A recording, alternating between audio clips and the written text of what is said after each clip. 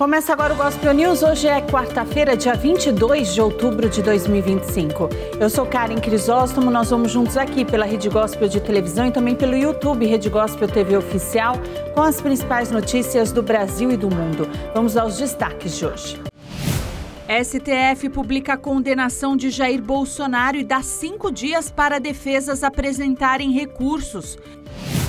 Fux pede transferência para a segunda turma do STF e ministro pode levar inelegibilidade do ex-presidente para votação.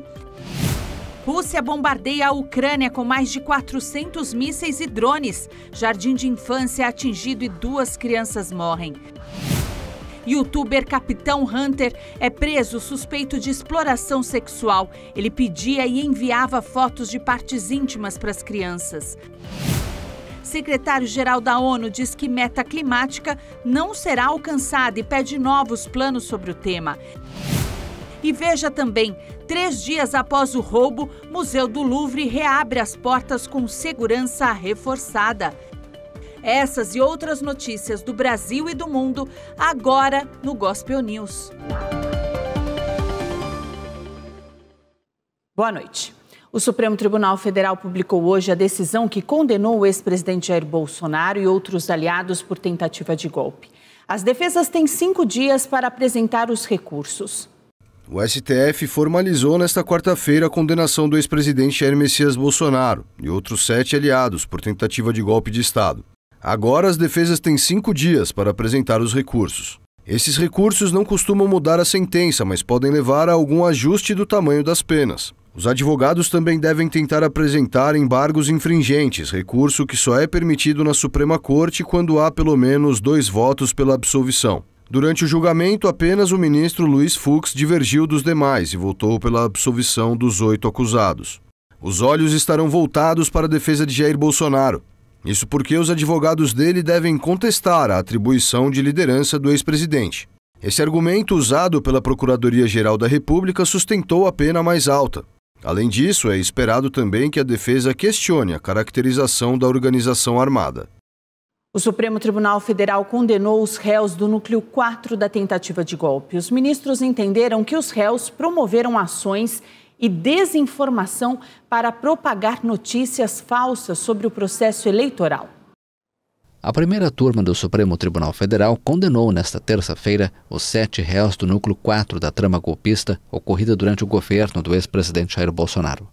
Por 4 votos a 1, a maioria dos ministros do colegiado concordou com a denúncia da Procuradoria-Geral da República e entendeu que os réus promoveram ações e desinformação para propagar notícias falsas sobre o processo eleitoral e ataques virtuais a instituições e autoridades em 2022. Nas próximas semanas, o STF vai anunciar a sentença de outros 16 acusados no caso. Os réus condenados nesta terça, um policial federal e 5 militares, além do presidente do Instituto Voto Legal, colaboraram com milícias digitais para espalhar desinformação sobre o sistema eletrônico de votação nas eleições de 2022, disse o relator, o ministro Alexandre de Moraes. No mês passado, o tribunal impôs uma pena de 27 anos de prisão a Bolsonaro por liderar uma organização criminosa armada para se manter no poder após a derrota para Lula nas eleições presidenciais de 2022.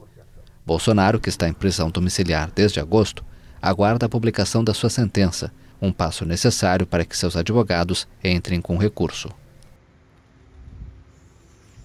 O ministro Luiz Fux pediu para ser transferido para a segunda turma do STF. Fux faz parte hoje da primeira turma, que foi responsável por julgar os réus da tentativa de golpe. No pedido enviado ao presidente da Corte, Edson Fachin, Fux cita o artigo 19 do Regimento Interno e também a vaga aberta pela aposentadoria do ministro Luiz Roberto Barroso. A Justiça do Rio de Janeiro absolveu todos os réus do caso do incêndio no Ninho do Urubu. 10 adolescentes atletas do Flamengo morreram carbonizados em 2019. A tragédia aconteceu durante a noite enquanto os jovens dormiam dentro de um container, instalação provisória para abrigar os atletas da base do Flamengo. A suspeita é que o incêndio tenha começado após um curto-circuito em um ar-condicionado que ficava ligado 24 horas por dia no local. 11 pessoas respondiam pelos crimes de incêndio culposo qualificado, com resultado morte de 10 pessoas e lesão corporal grave em 3 vítimas. De acordo com a decisão do juiz, a absolvição dos réus foi fundamentada na ausência de demonstração de culpa penalmente relevante e na impossibilidade de estabelecer um nexo causal seguro entre as condutas individuais e a ignição. O juiz disse ainda que não foi possível estabelecer uma ligação direta entre as condutas dos réus e o início do incêndio. Segundo Tiago Fernandes, o projeto elétrico elaborado por um dos engenheiros foi alterado posteriormente pelo clube. A associação, que representa pais, mães, irmãos e demais familiares das vítimas, publicou uma extensa nota reprovando veementemente a sentença. O documento afirma que a decisão enfraquece o sistema de proteção à vida de menores em instituições esportivas. Além disso, a Afavno entende que a sentença envia à sociedade uma mensagem perigosa de que falhas estruturais e omissões não serão punidas. A associação ainda destaca que os adolescentes dormiam em contêineres adaptados e sem alvará de funcionamento, e alerta para a contribuição do ambiente à gravidade do incêndio, visto que o espaço contava com janelas gradeadas e fortes indícios de falhas elétricas. O presidente dos Estados Unidos, Donald Trump, disse que a possibilidade de uma reunião sem avanços com Putin o levou a adiar os planos desse encontro. O presidente americano Donald Trump afirmou nesta terça-feira que a possibilidade de uma reunião infrutífera o levou a adiar os planos de um encontro com seu colega russo, Vladimir Putin.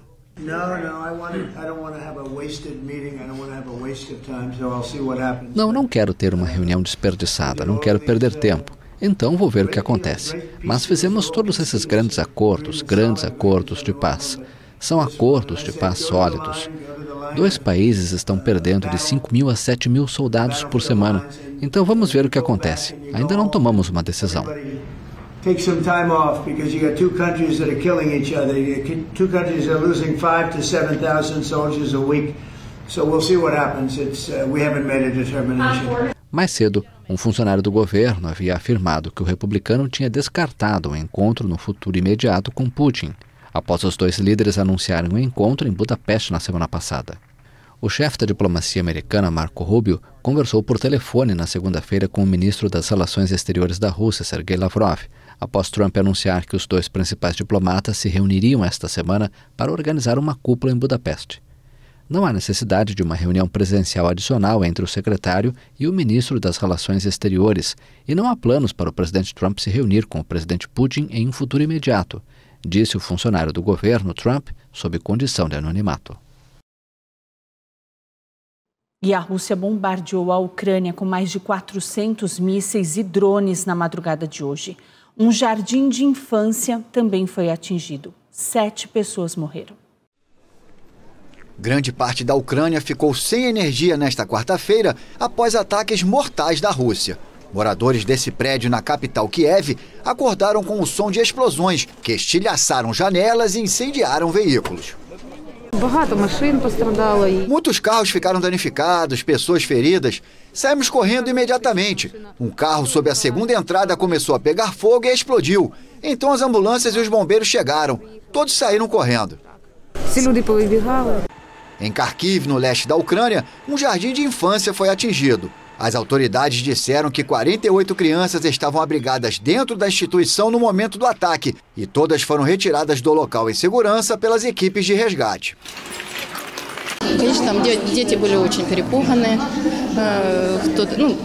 Claro que as crianças estavam com muito medo lá, mesmo que no começo ninguém tenha entrado em pânico. Algumas pessoas tiveram cortes, outras coisas. Houve histeria, mas isso é normal.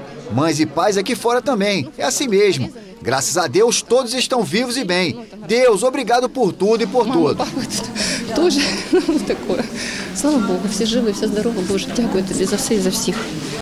Os novos ataques ocorreram um dia após o anúncio do adiamento da cúpula planejada entre Donald Trump e Vladimir Putin.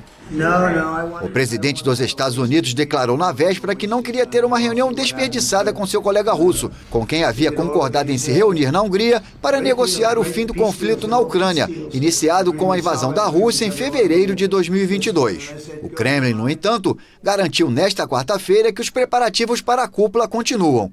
Nas últimas semanas, a Rússia intensificou os bombardeios contra a rede elétrica e a infraestrutura de gás da Ucrânia, causando interrupções no fornecimento antes do inverno. O presidente ucraniano Volodymyr Zelensky viajou nesta quarta-feira para a Noruega e a Suécia, países que apoiam a Ucrânia no conflito contra a Rússia. A Rússia e a Coreia do Norte realizaram exercícios de forças nucleares nesta quarta-feira.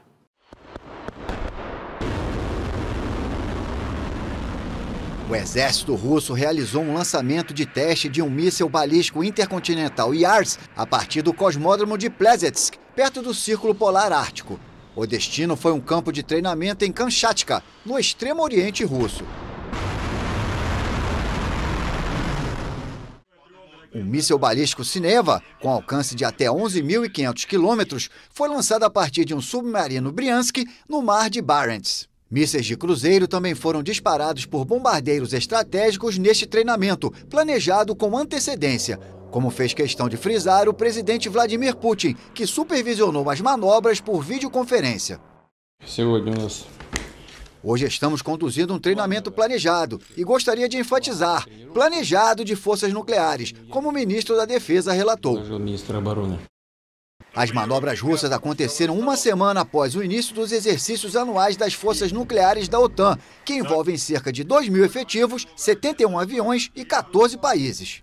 Aliada da Rússia, a Coreia do Norte também disparou nesta quarta-feira pelo menos um míssil balístico, o primeiro lançamento em vários meses. A informação foi divulgada pelo Exército da Coreia do Sul, acrescentando que o míssil ainda não identificado foi lançado em direção ao leste. Este primeiro teste norte-coreano, desde que Lee Jae-myung assumiu a presidência da Coreia do Sul em junho, também ocorreu há apenas uma semana do Fórum de Cooperação Econômica Ásia-Pacífico, que vai contar com a presença do presidente dos Estados Unidos, Donald Trump, na cidade de Jeonju, na vizinha ao sul. Trump afirmou que espera se reunir com o líder norte-coreano Kim Jong-un durante o evento. Israel confirmou a demissão do assessor de segurança nacional. O assessor de Segurança Nacional de Israel, Tzati Hanegbi, disse nesta terça-feira que foi demitido pelo primeiro-ministro Benjamin Netanyahu. A decisão encerra o mandato de forma imediata. Hanegbi destacou que o premier tem a intenção de nomear o novo chefe para o posto. Ele ainda lembrou que o terrível erro de 7 de outubro, no qual fez parte, deve ser objeto de uma investigação detalhada para garantir que as lições necessárias sejam extraídas e ajudem a restabelecer a confiança abalada. 2 anos após o ataque sem precedentes do Hamas contra Israel, que desencadeou a guerra em Gaza, o governo de Netanyahu ainda não estabeleceu uma comissão nacional de investigação sobre as causas das falhas de segurança. A oposição acusa o primeiro-ministro de fazer todo o possível para impedir a criação desta comissão. O gabinete de Netanyahu publicou um comunicado agradecendo a Hanegbi por seu serviço como chefe do Conselho de Segurança Nacional durante os últimos 3 anos e desejando muito sucesso no restante de sua trajetória. Ex-deputado do Likud, partido de Netanyahu, e várias vezes ministro, Tzati Hanegbi havia sido nomeado para o cargo no começo de 2023. O vice-presidente dos Estados Unidos chegou a Israel com a missão de tentar fortalecer o cessar-fogo na faixa de Gaza. O vice-presidente dos Estados Unidos, J.D. Vance, começou uma visita a Israel nesta terça-feira para tentar fortalecer o frágil cessar-fogo na faixa de Gaza. A trégua começou em 10 de outubro, mas ficou bastante ameaçada no domingo depois dos bombardeios israelenses que, de acordo com o Ministério da Saúde do território, governado pelo Hamas, mataram 45 palestinos. Segundo o primeiro-ministro Benjamin Netanyahu, os ataques foram uma resposta a uma violação do movimento islamista. Vance chegou a Tel Aviv um dia após o presidente americano Donald Trump ameaçar erradicar o Hamas caso o grupo descumpra o acordo de paz. Sabemos que o Hamas tem que cumprir o acordo, senão algo muito ruim vai acontecer. Mas não vou fazer o que o presidente se recusou a fazer até agora, que é estabelecer um prazo explícito, porque muitas coisas são difíceis. Vance garantiu que o exército americano não vai entrar na faixa de Gaza. Não haverá tropas americanas em Gaza. O presidente dos Estados Unidos deixou isso bem claro. O que podemos fazer é fornecer alguma coordenação útil. O vice-presidente dos Estados Unidos vai se reunir com militares americanos que monitoram o cessar-fogo e se mostrou confiante de que a trégua vai continuar.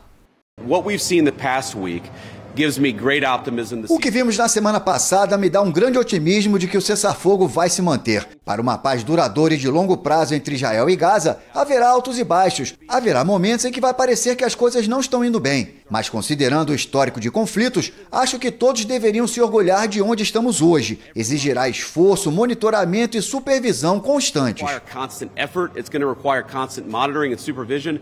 Segundo a imprensa israelense, Vance também vai conversar com líderes israelenses, incluindo o primeiro-ministro Benjamin Netanyahu, na quarta-feira em Jerusalém. Netanyahu está sob pressão dos setores mais radicais de seu governo para abandonar o acordo e retomar os combates. 2 reféns israelenses foram identificados após terem os corpos devolvidos pelos terroristas do Hamas. Israel também entregou mais 30 corpos de palestinos à faixa de Gaza.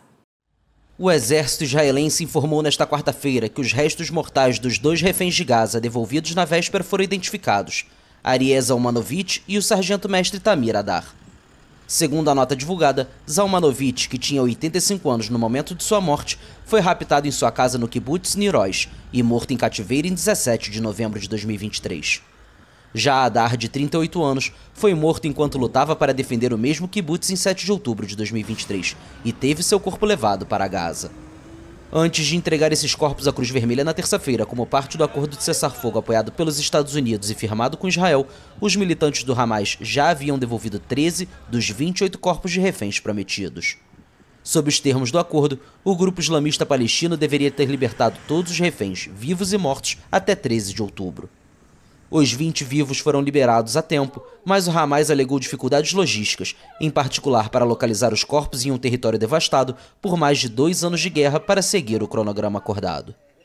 Também como parte do entendimento, Israel devolveu mais 30 corpos de palestinos à faixa de Gaza nesta quarta-feira, elevando para um total de 195 desde o início da trégua. O Ministério da Saúde de Gaza afirmou que 57 já foram identificados por familiares, enquanto 54 não identificados foram sepultados nesta quarta-feira em Khan Yunis.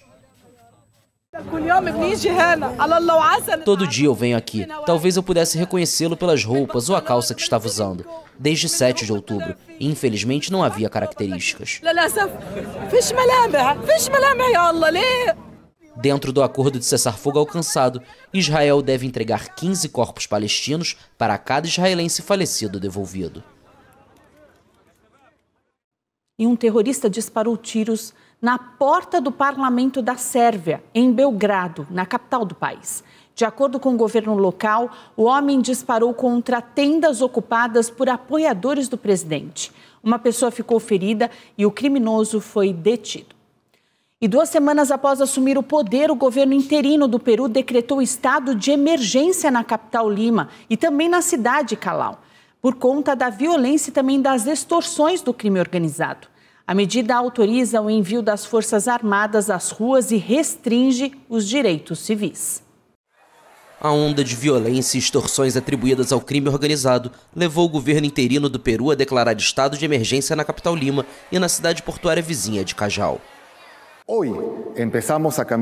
Hoje começamos a mudar a história na luta contra a insegurança no Peru.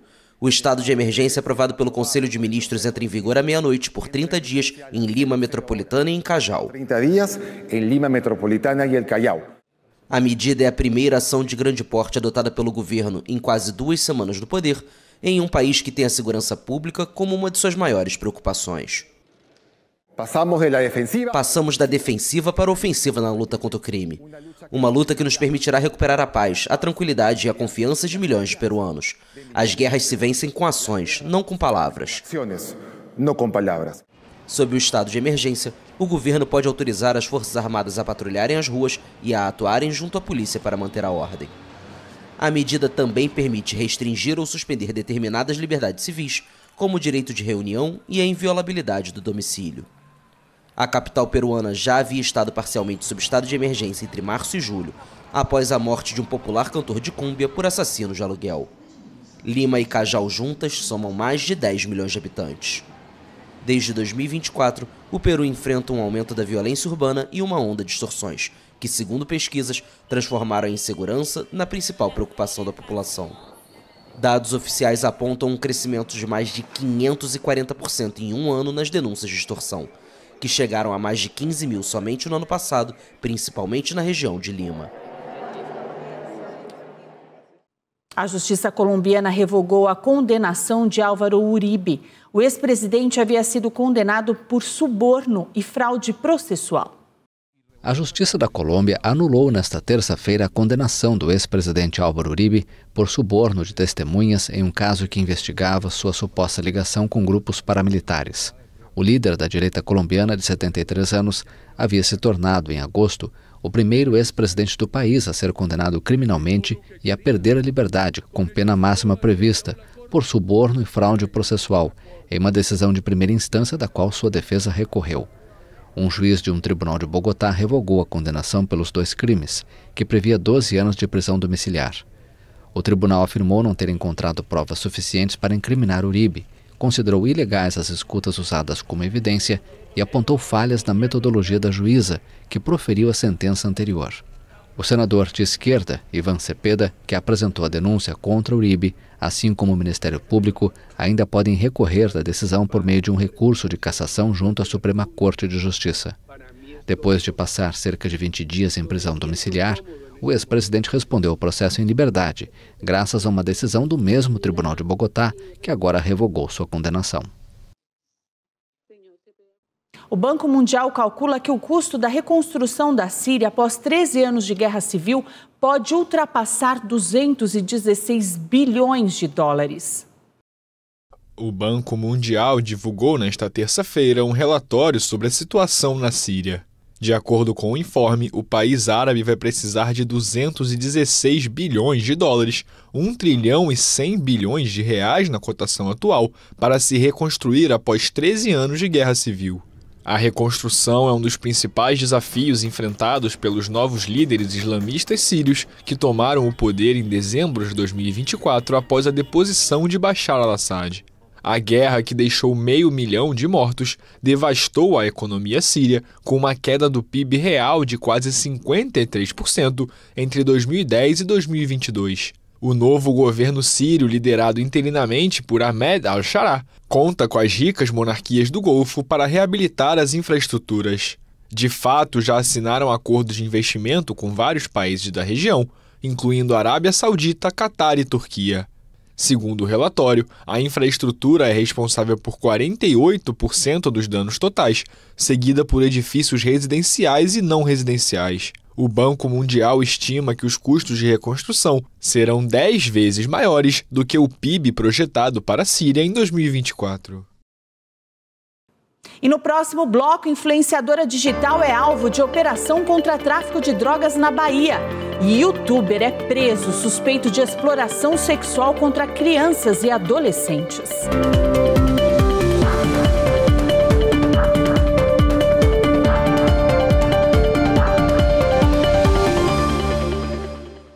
Uma tentativa de assalto no Jardim Botânico, na zona sul do Rio, terminou com 2 ladrões feridos. A condutora do veículo reagiu à abordagem e jogou o veículo contra eles. 2 homens ficaram presos embaixo do carro. A vítima contou que foi abordada por 2 motos. Após baterem no vidro do veículo, a vítima jogou o carro contra eles e prensou os bandidos contra a calçada, impossibilitando a fuga. O outro suspeito envolvido na tentativa de assalto conseguiu fugir. De acordo com informações da polícia, os 2 presos são da comunidade do Largo da Cancela, que fica em São Cristóvão, na zona norte do Rio. Eles foram identificados como Tiago Félix Vieira da Silva, de 25 anos, e Tiago Gabriel de Brito Oliveira, que tem 18 anos. Tiago tinha 3 anotações criminais, por homicídio, porte ilegal de arma e resistência. A moto também foi apreendida e estava com a placa adulterada.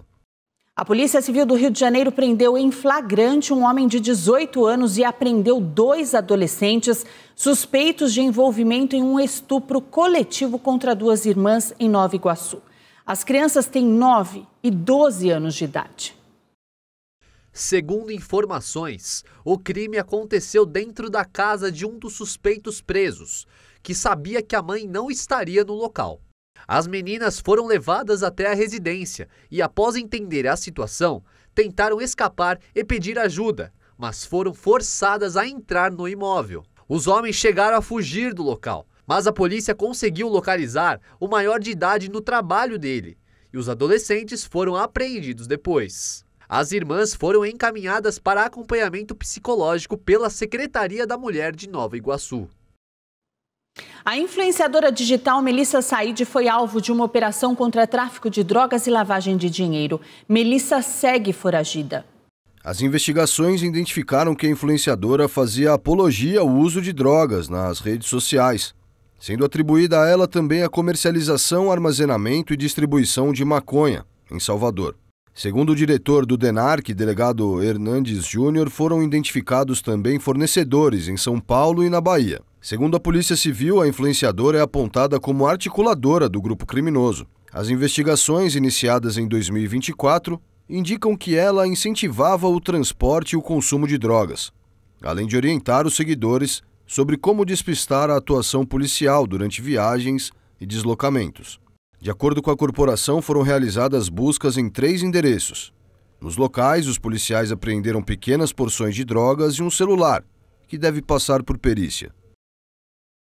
Policiais civis do Rio de Janeiro e de São Paulo prenderam nesta quarta-feira o youtuber João Paulo Manuel, conhecido como Capitão Hunter. A investigação afirma que ele usava conversas em redes sociais para exibir as partes íntimas para menores de idade e exigia o mesmo das vítimas. O influenciador João Paulo produz conteúdos sobre personagens da série Pokémon, como cards colecionáveis e bichos de pelúcia. Ele tem mais de 1 milhão de seguidores nas redes. O youtuber é investigado por exploração sexual de crianças, crime tipificado no Código Penal como estupro de vulnerável, e produção de cenas de pornografia com adolescente. Segundo a polícia, João Paulo usou as redes sociais para exibir as partes íntimas para menores de idade e exigir que essas crianças e adolescentes também mostrassem os corpos. Os policiais também cumpriram mandados de busca e apreensão nos endereços ligados ao influencer em Santo André. A justiça autorizou a quebra do sigilo de todos os computadores e celulares encontrados com o youtuber, que serão enviados para a perícia. A polícia diz ter encontrado 6 celulares, 3 pendrives e uma CPU de computador na residência do influenciador. Quem denunciou o homem foi a família de uma menina de 13 anos, que mantinha contato com João Paulo por aplicativos como Discord e WhatsApp, desde os 11 anos. Segundo a menina narrou à Polícia Civil, ele fez videochamadas nas quais mostrou a parte íntima para ela e pediu para ela mostrar alguma parte íntima. A polícia informou também que a menina relatou neste ano diversos abusos sexuais, como pedidos para envio de conteúdo sexual em troca de cartas e bichos de personagens Pokémon. A investigação diz que o influencer chegou a enviar fotos do próprio órgão, em 2 ocasiões, pelo WhatsApp e outras 2 vezes pelo Discord. As autoridades de São Paulo foram às ruas para desarticular um esquema de lavagem de dinheiro do PCC em lojas de brinquedos infantis. A Justiça também determinou o sequestro e bloqueio de bens em valores que somam mais de 4 milhões de reais. Um levantamento do Fórum Brasileiro de Segurança Pública apontou que o crime organizado faturou mais de 146 bilhões de reais somente em 2022 com produtos do comércio. E policiais civis fecharam 2 fábricas clandestinas de montagem e venda de celulares no centro de São Paulo. O esquema servia para burlar os sistemas de bloqueio dos aparelhos. Os agentes localizaram os aparelhos expostos à venda em estabelecimentos da região e, após análise da documentação apresentada, chegaram a uma empresa que ocupava 2 andares de um edifício. No local, segundo a polícia, funcionava uma linha de montagem de celulares. Segundo a investigação, o esquema servia para burlar os sistemas de bloqueio dos aparelhos. As investigações apontam que os aparelhos eram montados com peças sem procedência e reconfigurados com troca de numeração do código que identifica cada celular antes de serem vendidos como novos. Ao todo, foram apreendidos 312 celulares, 35 tablets, além de computadores, documentos e etiquetas. E a seguir, Netflix perde 33 bilhões de dólares em valor de mercado e Brasil tem parte nessa culpa. E o Museu do Louvre reabre as portas 3 dias após o roubo.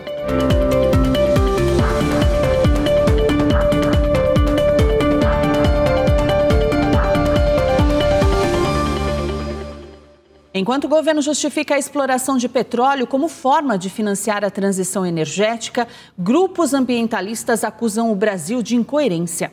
A polêmica ganhou ainda mais destaque às vésperas da COP30, que começa no próximo mês.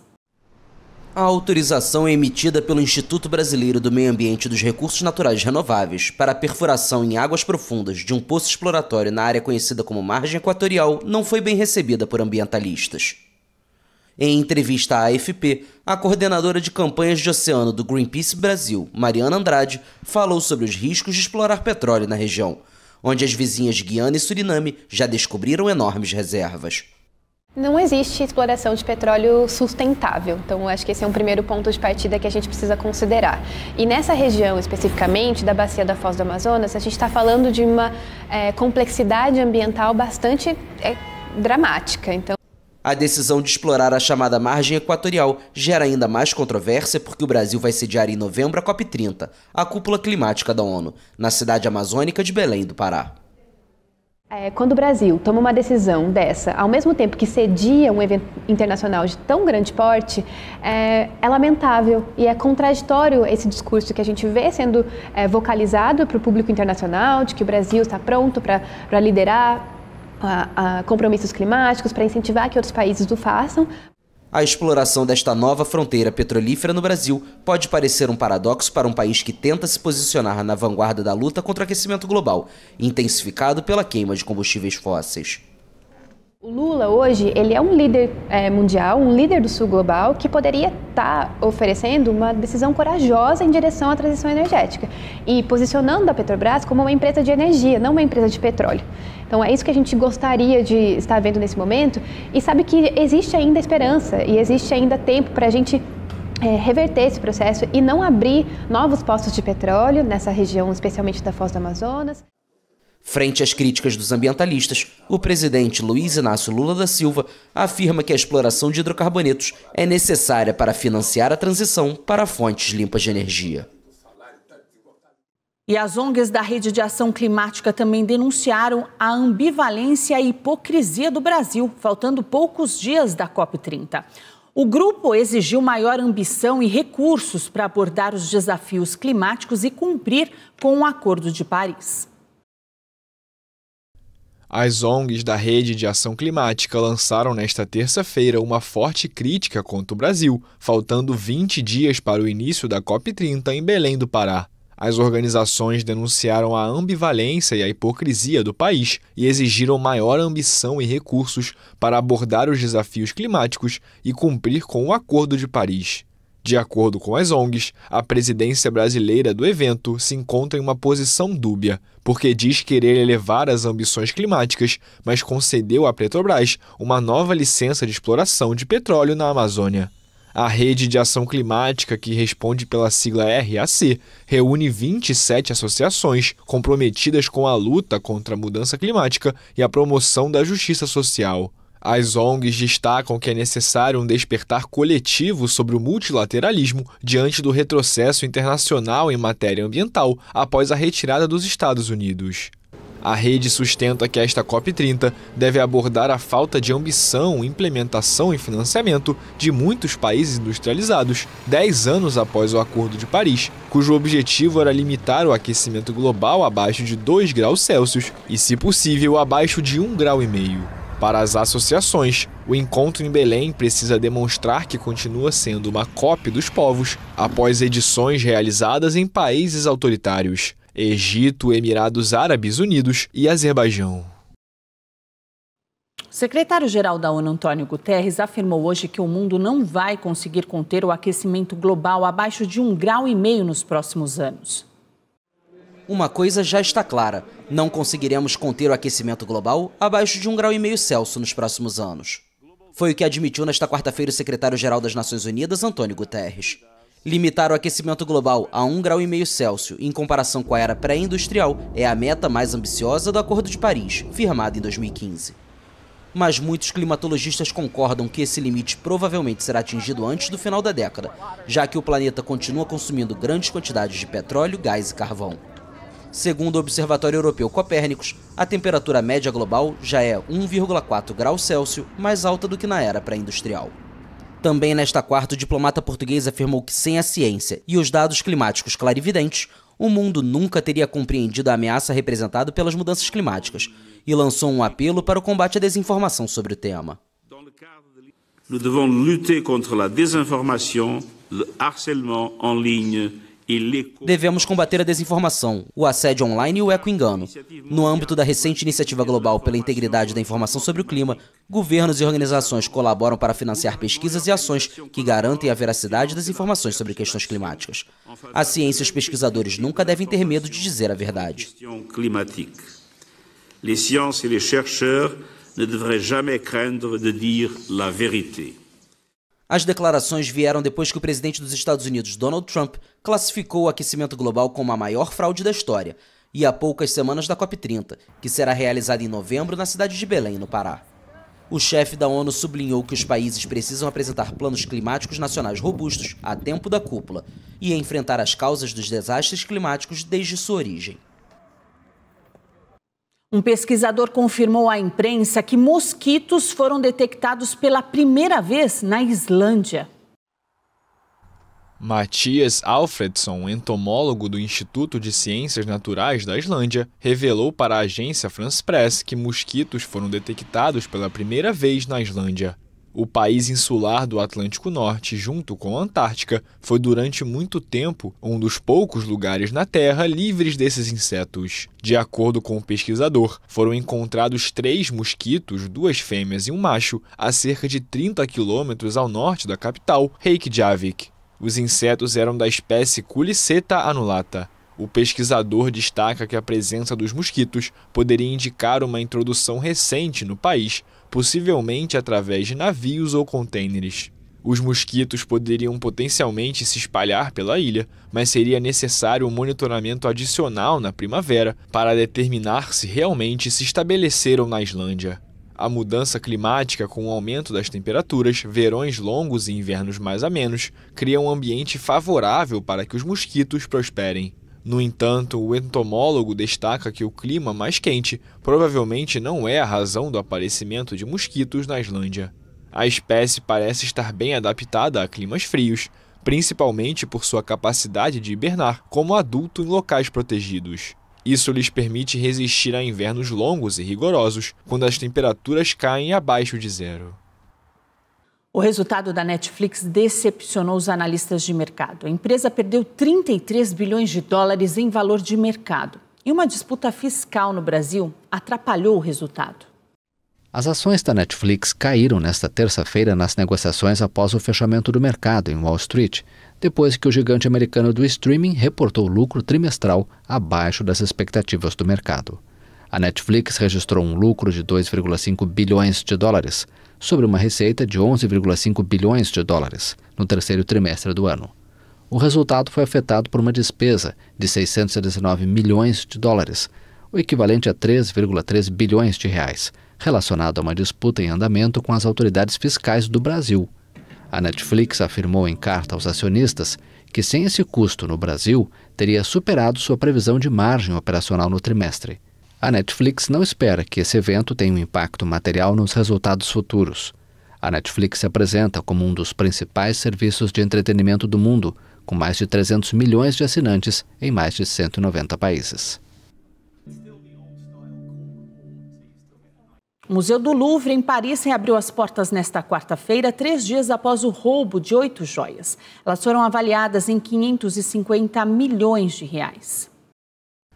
As joias roubadas do Museu do Louvre no domingo têm um valor estimado de 88 milhões de euros.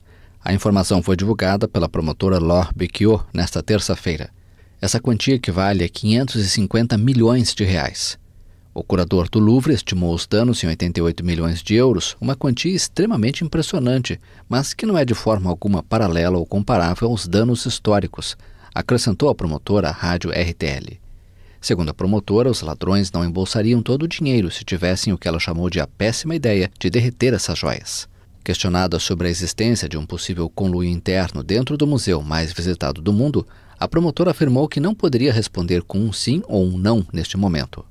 60 investigadores estão à procura dos autores deste assalto relâmpago, que durou 8 minutos e ganhou repercussão mundial. As primeiras investigações apontam para o crime organizado. O Louvre, um dos principais museus do mundo, recebe anualmente 9 milhões de visitantes. Por volta das 9h30 da manhã de domingo, os ladrões estacionaram um guindaste sob uma das varandas do Louvre. 2 deles subiram e com uma motosserra entraram na Galeria de Apolo, através de uma janela. Essa galeria foi encomendada por Luís XIV para comemorar sua glória como Rei Sol. A sala abriga a coleção de joias da coroa, que tem quase 800 peças. Com os rostos cobertos, eles roubaram 9 peças do século XIX, incluindo a coroa da Imperatriz Eugênia, esposa de Napoleão III. E em uma cidade situada no coração das montanhas suíças, 9 vacas e atletas se alinham em uma largada marcada com fino. A esperança é conquistar a coroa do Grande Prêmio da Vaca. A corrida, que começou em 2006, é aberta exclusivamente para mulheres. As vacas podem até ser consideradas um símbolo da Suíça, assim como os lagos e os relógios. E é em Flumserberg, próximo à fronteira com a Áustria, um dos locais onde elas mais brilham no chamado Cal Grand Prix. Nesta corrida, 9 jockeys mulheres montam 9 vaquinhas em busca do troféu da prova.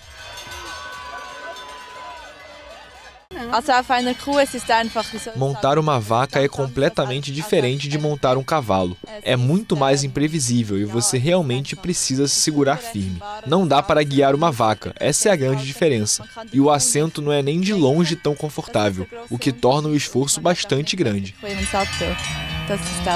Os prêmios incluem um saco de ração de 40 quilos, um sino alpino tradicional de vaca e um buquê de flores. Mas a vitória é apenas um detalhe na alegria de competir. Tudo começou aqui nos Alpes, perto de Flumserberg. Criamos um mercado para vender produtos alpinos. Então surgiu a ideia de montar algum tipo de atração para os visitantes. Algumas esposas de fazendeiros sugeriram realizar uma corrida de vacas, com montaria. Os homens não gostaram da ideia, dizendo que seria muito difícil. Então as mulheres treinaram secretamente por conta própria.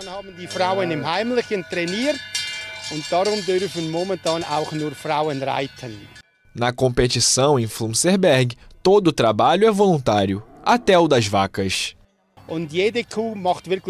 Cada vaca realmente participa voluntariamente. Antes, selecionamos apenas as vacas que parecem dispostas a participar. Para elas, é divertido. Às vezes, durante o treinamento, elas conseguem correr muito rápido. Mas no dia da corrida, algumas não têm vontade nenhuma. E tudo bem. Se uma vaca não quer correr, não corre. Ela simplesmente para e fica onde está.